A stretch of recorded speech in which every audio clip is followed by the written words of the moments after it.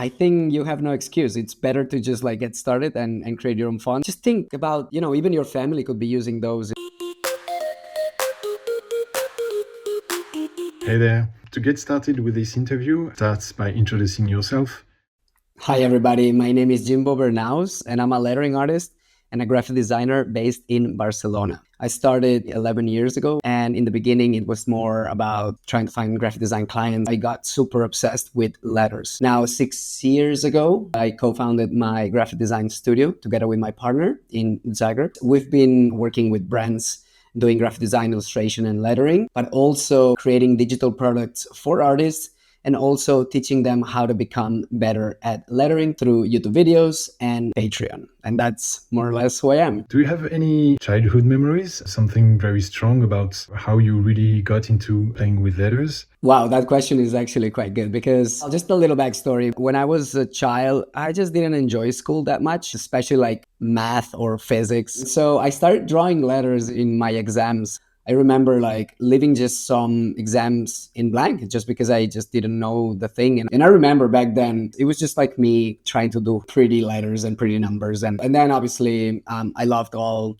anime and manga. But instead of drawing the faces of them, I was drawing their names. So I was doing letters and letters and letters. And back then I just didn't understand what that meant until I discovered lettering and calligraphy. And someone told me that I could make a living out of it. And then I was like, so yeah, you actually like letters. So maybe you should give this a try. And was there any aha moments in your professional career? Wow. Okay. It's not an easy one. Probably I have two aha moments. The first one was when my typography teacher named Mark said, hey, there's this new momentum in calligraphy and lettering, and maybe we should all learn together. He was super motivating because he was like, I'm going to learn with you guys and I'm going to give you all the resources that I find and everything. So I think, well, actually in my class, there's a few of us that actually do lettering for a living at this moment right now. And then the second aha moment, I think, was when I was doing my Erasmus in Estonia, in Tallinn. Just like the education system there was really different to what I'm used to in Spain. And there I realized that lettering and calligraphy are to be experimented with. The university really kind of pushed me to do this. One day I remember we did a calligraphy performance the other day to start playing with letters like it was more like illustrations of some kind. And then I started having clients and I started experimenting. And definitely being in Estonia just like changed everything for me. Why do you think other people should actually care about crafting their own alphabets, their own fonts? I'm just going to give you a straight up answer. I feel that it's never been so easy to actually create a font. I think that's why everybody should do it, because you don't need to be an expert. You don't need to have any fundamentals. I mean, if you have, even better, obviously, but you don't have to have all this to create a font nowadays with Fontself. I think you have no excuse. It's better to just like get started and create your own fonts, and just think about, even your family could be using those in their Word documents. It's just like very cool. You feel so accomplished when you create your first font and you're like, I did this myself, just like that. It's just like, it feels good and it's easy, and why not trying it out? So what's your experience with font creation software? My experience with font design started in university as well with this teacher that I was telling you about before. And it was just the classic, what was the name of this app? Was it FontLab? Yeah, FontLab was my first experience. There is a learning curve and it's a little bit complicated. Then I went to Glyphs, which I also used to create a couple fonts. Also, the learning curve is way slower. You need to know a lot of things to create a font there. And then I think the best experience that I had, I remember it was like maybe like 8 years ago that I installed Fontself's plugin for Adobe Illustrator and for Photoshop as well. And I did a couple fonts there and it was just like, wait, what? I can just drop it. I remember like having my characters and just like dropping them in this menu tab here.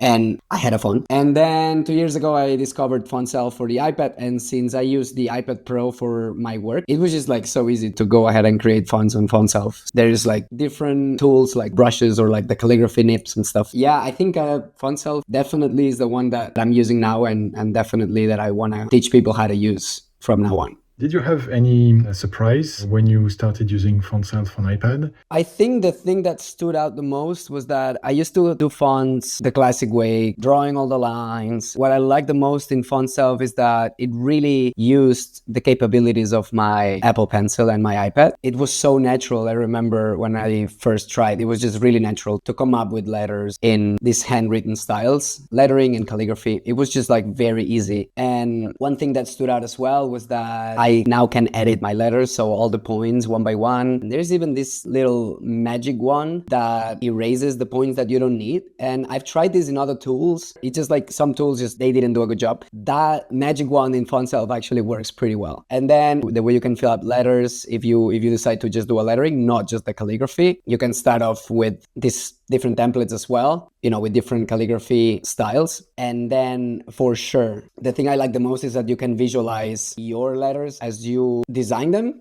So you see like everything, how it works together. It's just like very intuitive, I feel. And that's probably the best that it has, that is just very easy for everybody to use. Do you have any rituals or a routine to get started when you need to go into the creative flow? First thing that I need every morning though is a cup of coffee. That's the first thing that I do.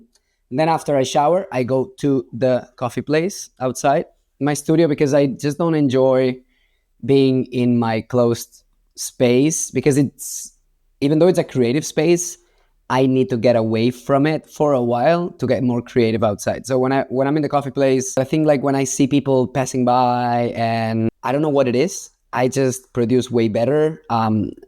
Everything that I write, so all my scripts for my newsletters or videos or ideas for products or even drawing things or ideas or sketches, all that is like the most creative of my entire job. I think I do it the first 2 hours of my day.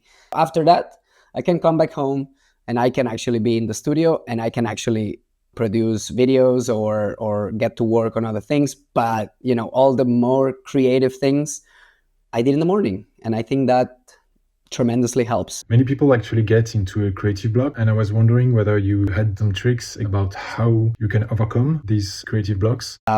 Step away. Step away is a very important part of what we do, because creative people are complicated beings and sometimes it just doesn't come to you. It's not something that you can magically produce. So when you're not creative, when you're having a creative block, the first thing that you have to do is stepping away from your job, from your comfort zone, go for a walk, go see friends, play some sports, go to the mountain, come back. The most important part is just to get away from this and try not to think about it. So do activities that don't make you think about this thing. Try to do things that make you happy. Because I think creating makes me happy. And I think that's for sure my happy place, is to be drawing and sketching and, talking to my community and all that.